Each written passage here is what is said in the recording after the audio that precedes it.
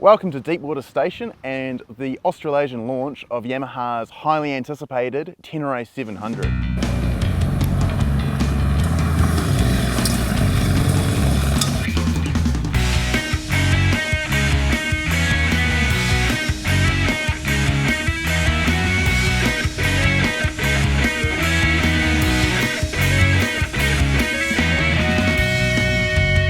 So the Tenere 700's just landed here in New Zealand, and it is priced from $16,999 plus on-road costs.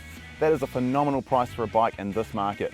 Yamaha has done this by leaving a few things out that some people might call mandatory these days. This bike is nice and simple, back to basics motorcycling. The only electronic aid you have is ABS, which is switchable.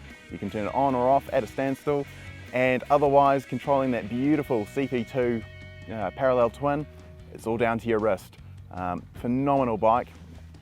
So we are currently adventuring over a 5-day, 1,550 kilometre route here in Australia, and it's definitely giving us a lot to think about with this bike.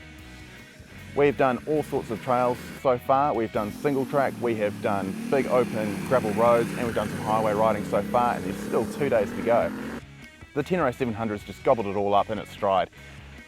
At its centre is that MT-07 based CP2 engine, parallel twin, about 70 horsepower or 55 kilowatts, and that's more than enough for the task.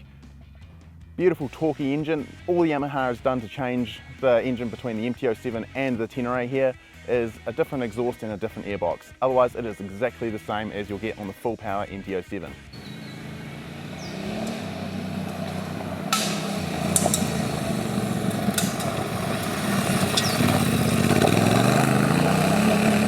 Suspension wise, you have 43mm adjustable KYB forks with a monoshock out back, which is also adjustable.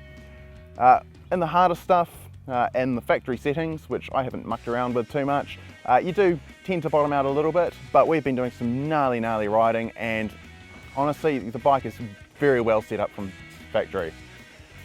There are only a couple of complaints I have so far.